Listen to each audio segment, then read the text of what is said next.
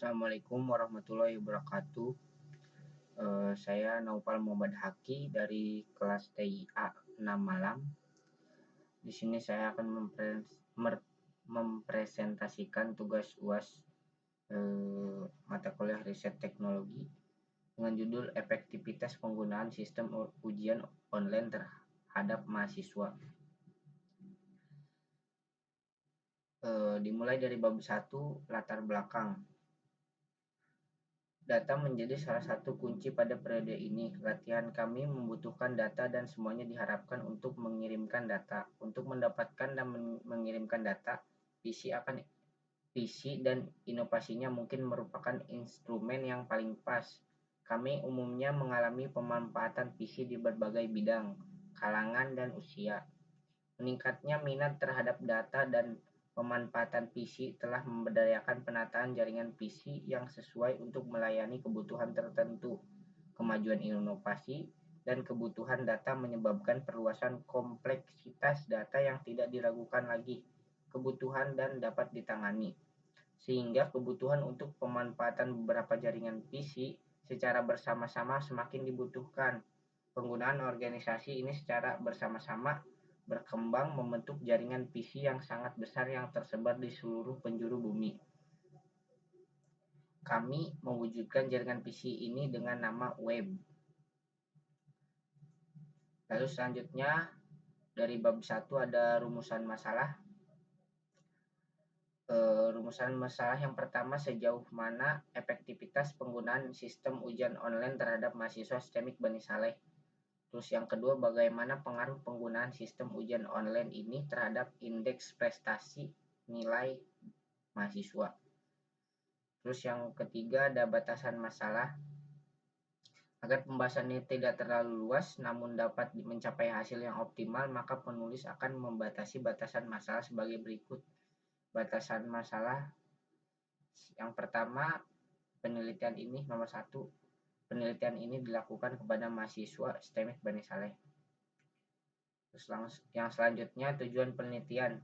Tujuan penelitian ini ada 2. Tujuan dari laporan ini untuk memenuhi syarat lulus pada mata kuliah riset teknologi informasi program studi teknik informatika STEMIK Bani Saleh Bekasi. Terus yang nomor 2, untuk mengetahui seberapa besar tingkat efektivitas penggunaan sistem ujian online terhadap mahasiswa. Terus bab 2, selanjutnya bab 2, landasan teori. Efektivitas yang pertama. Definisi efektivitas. Efektivitas berasal dari bahasa Inggris yaitu efektif yang berarti berhasil, tepat, atau manjur. Efektivitas menunjukkan taraf tercapainya suatu tujuan. Suatu usaha dikatakan efektif jika usaha itu mencapai tujuannya. Jika dalam KBBI, efektivitas artinya efektif yang mempunyai arti efektif, pengaruh atau akibat. Terus yang selanjutnya, sistem. Sistem ada 3 definisi. Definisi sistem ada 3.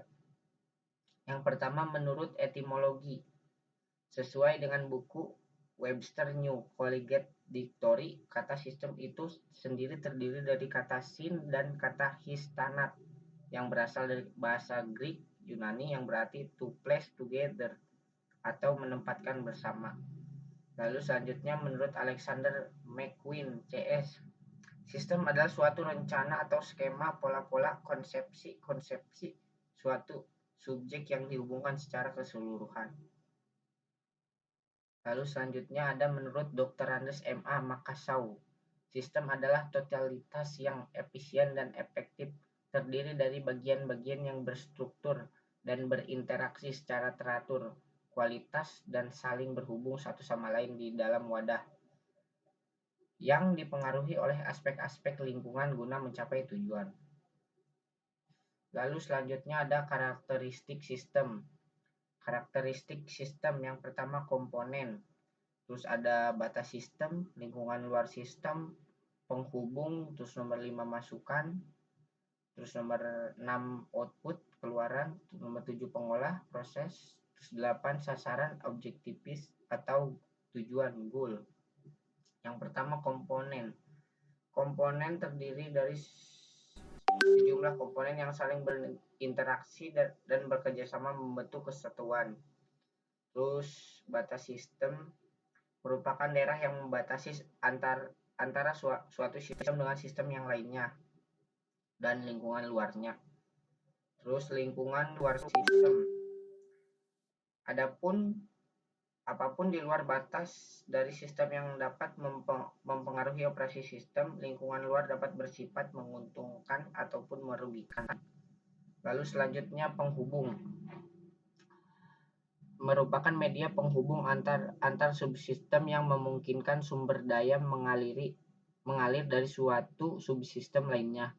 Lalu yang nomor 5, input. Energi yang dimasukkan ke dalam suatu sistem yang dapat berupa masukan perawatan dan masukan sinyal. Terus yang nomor 6, output, adalah hasil energi yang diolah dan diklasifikasikan menjadi keluaran yang berguna dari sisa pembuangan. Lalu proses nomor 7, suatu sistem dapat mempunyai suatu bagian pengolah yang akan mengubah masukan menjadi keluaran. Lalu selanjutnya nomor 8, tujuan dan sasaran. Tujuan sistem sangat menentukan bagi masukan yang dibutuhkan sistem dan keluaran yang akan dihasilkan sistem. Suatu sistem dikatakan berhasil bila mengenai sasaran atau tujuannya. Lalu selanjutnya ada bab 3, metodologi penelitian. Metodologi penelitian terdiri dari tempat, waktu penelitian, bahan, alat, metode penelitian, terus teknik pengumpulan data. Yang pertama, tempat dan waktu penelitian. Tentunya tempatnya dilakukan di kampus STEMIK Bani Saleh. Lalu bahan dan alat. Bahan yang akan digunakan antara lain laptop, akses untuk internet, aplikasi pendukung seperti browser, Mozilla, Firefox, Internet Explorer, Google Chrome, dan lain-lain. Terus selanjutnya, metode penelitian. Dalam penyusunan proposal penelitian ini, penulis memulainya dengan mengumpulkan data maupun bahan yang diperlukan dengan melihat langsung fakta di lapangan, sebenarnya yang berhubungan dengan penulisan. Kemudian menjabarkannya pada proposal penelitian ini dari awal hingga akhir penulisan. Lalu selanjutnya, teknik pengumpulan data. Sesuai dengan tujuan penelitian dan pendekatan yang digunakan dalam penelitian ini, maka jenis instrumen yang relevan untuk digunakan adalah wawancara. Wawancara merupakan teknik pengumpulan data yang dilakukan melalui tatap muka dan tanya jawab langsung antara pengumpul data maupun peneliti.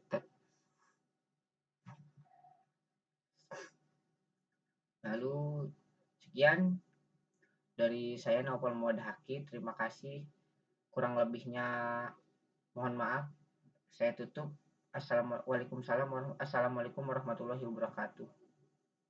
Assalamualaikum.